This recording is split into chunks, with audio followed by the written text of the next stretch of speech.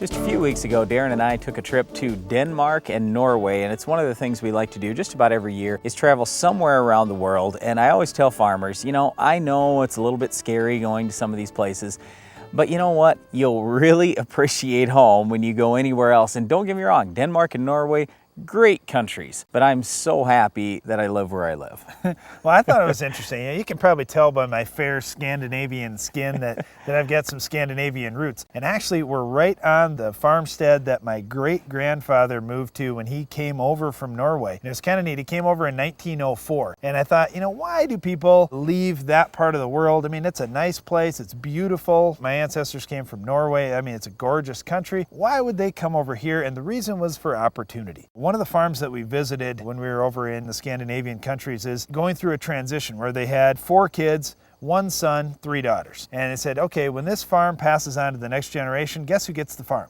Well, the oldest son gets the farm. And I said, well, what about the other 3 kids? And they said, well, they'll get nothing. And I thought, wow, my great-grandfather came from a large family and he wasn't the oldest son.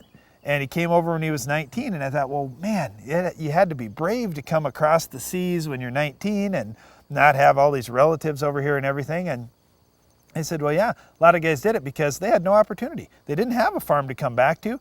Yeah, they could work for somebody else, but they never had a chance to have their own farm. Where coming overseas, they got that chance. When we were in Denmark, one of the things that really stood out to me was how much tax they have to pay. And I thought, boy, I'm glad I don't have to go through that in our country. So just to give you an idea, we went to an ag chemical retailer, and he told us that every farmer in Denmark has to pay a tax of 33% on any herbicide they buy, and if they buy an insecticide or fungicide, it's 66% tax. So if you wanted to buy Headline over there, which by the way they call Comet in Denmark, so if you wanted to buy Headline, and let's just say for example it was $10 an acre, you'd have to pay $6.67 tax on it, plus everything in Denmark has 25% consumption tax, so there's another 25% tax. Plus, if you make any money at the end of the year, your income tax rate is in the range of 36 to 70%. So it's tax, followed by even more tax. Well, here's the other thing, Brian, is let's just say you want a pickup truck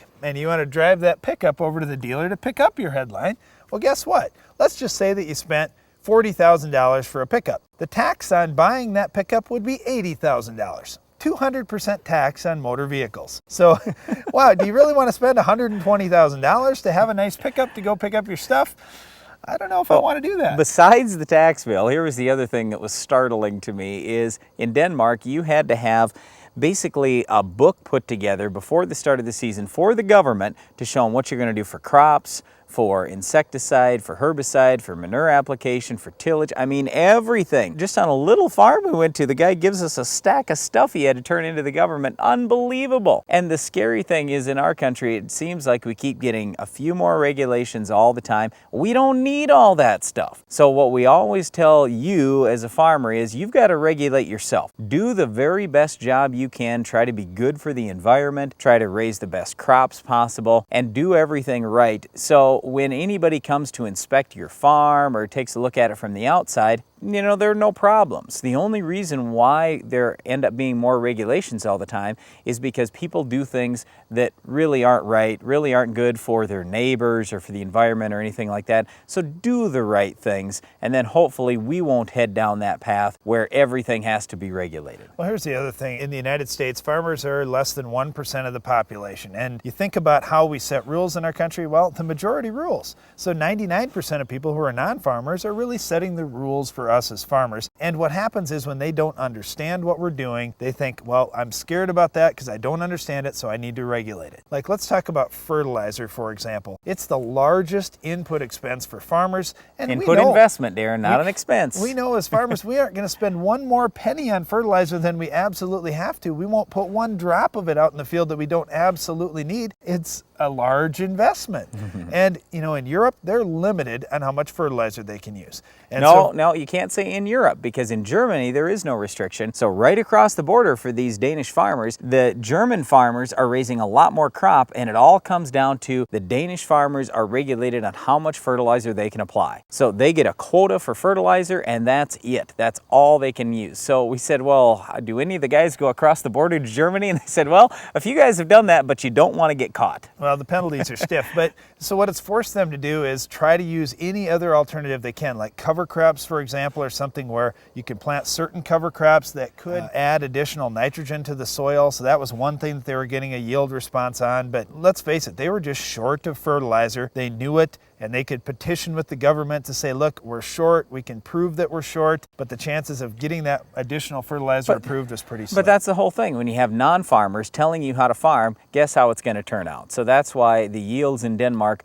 are remaining stagnant, and it's unfortunate because right across the border, the yields for German farmers continue to go up. Well, let's talk about something else that was kind of interesting in Denmark. When we looked at a lot of the small grain crops, you know, they were ready for harvest when we were over there, and right in between the rows, there were these green strips. And we said, hey, what's going on out here? There's these green strips in between. What is that?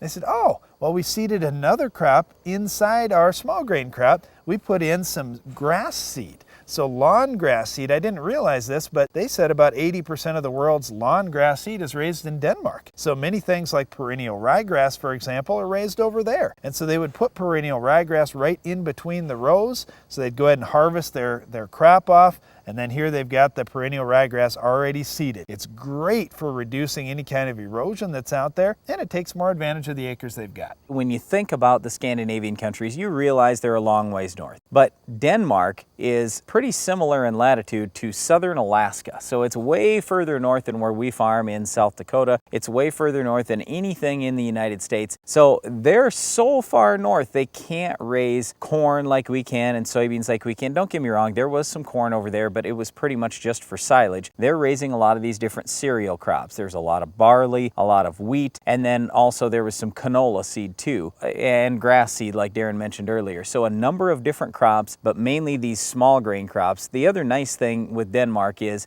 it's a relatively small country, so you know everything is pretty much the same. So when we talk about regulations and everything else, it's not like in the United States where, I mean, we've got from desert to ocean to everything in between.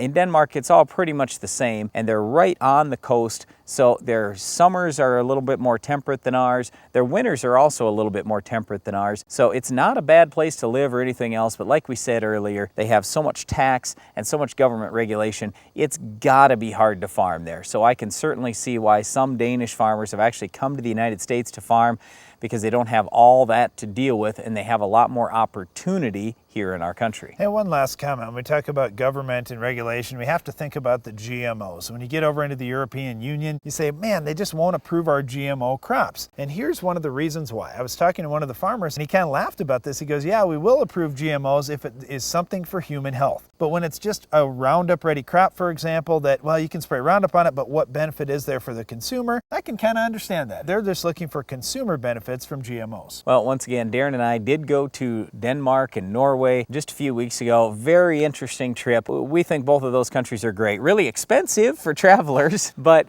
with both Denmark and Norway, we just look at all the regulations that they have to deal with as farmers and the small amount of crop acreage that they've actually got over there. And again, we're certainly happy that we farm here in the United States. One thing we've seen all over the world is weeds, like our Weed of the Week. We'll show you how to get this tough weed under control coming up next.